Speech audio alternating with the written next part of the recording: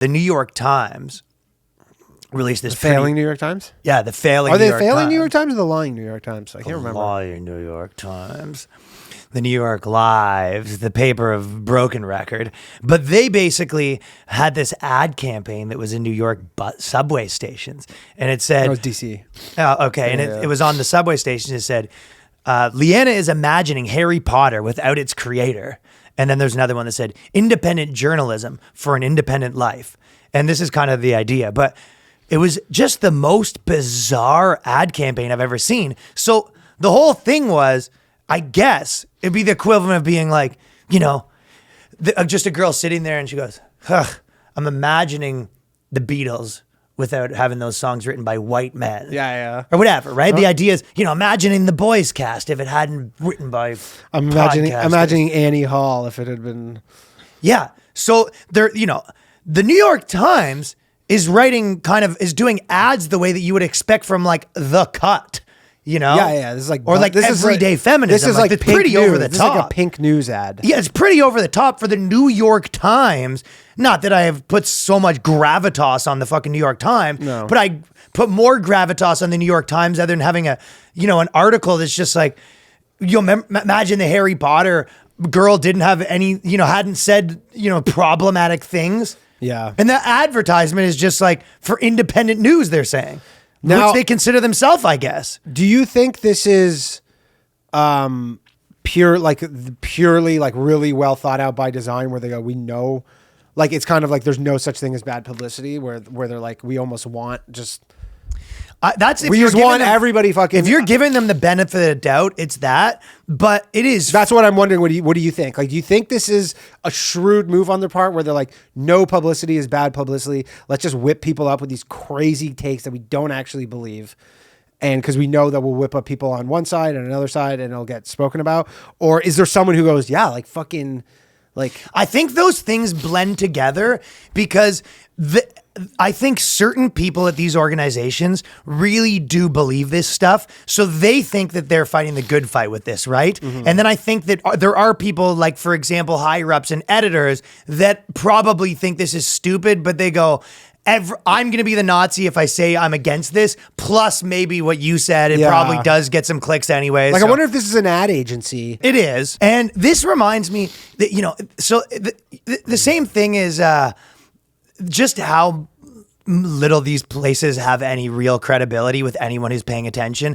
Anyone who hasn't, completely bought, to really believe the news and all that stuff right now, full stop. Yeah. You had to have believed 9 contradicting opinions by now, right? Because these narratives have switched 5 times and you've had to switch. It's legitimately, they asked you they told you 2 + 2 is 4 and you started yelling at people who said it was 5. And then they told you 2 + 2 is 5 and then you yell at people who say it's 4, right? Yeah. Oh, yeah. So you have to go through all these things. I mean, this is tabloid behavior, basically. Tabloid behavior. And it was interesting to watch. They did a podcast awards, right?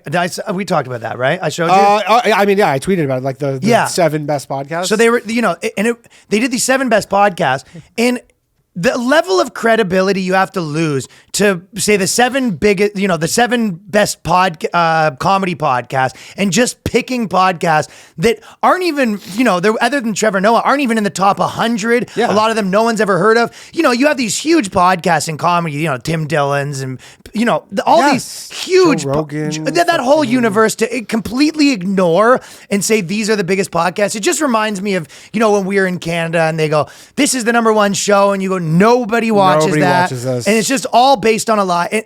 I was talking to Adam 22 about that. He's saying in rap, it's a huge thing too, where they go, they're always Megan Thee Stallion. They go, here's the #1 person. And anyone who pays attention to rap's like, she's not even in the top 20 of album sales, ticket sales, whatever you want to name it. I mean, right? they literally live in a different... They live in a made-up virtual reality. They live in this bubble where to them, you have to pick a podcast that has like a giant corporation behind it, even though like the ethos of podcasts is that it's like think about how corporate. Crazy that is, though.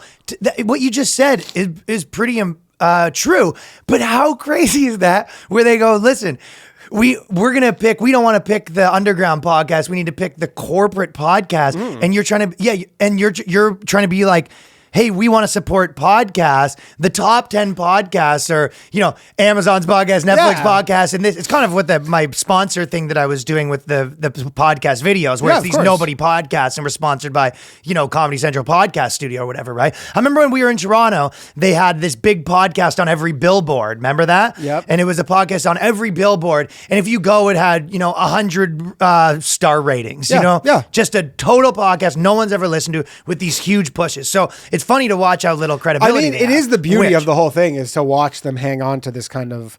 Well, first off, this is like they made a fake podcast awards. Like it's not like the Oscars where they're like, oh, it's the podcast awards. Like we've been doing this for 80 that's years. how it starts. I mean, it's all part of manufacturing consensus. If you want to, kind of, but it's funny because they go, we're going to start a podcast award, and then instantly delegitimize it to anybody who follows us. Like they didn't even try. It's true. It's almost, I mean, quite not the same thing, but remember the first Grammy for hip hop was Will Smith. Yeah. And DJ Jazzy Jeff. And they were up against, I can't remember who, like NWA or something. And everybody's like, well, it's Snoop or whatever.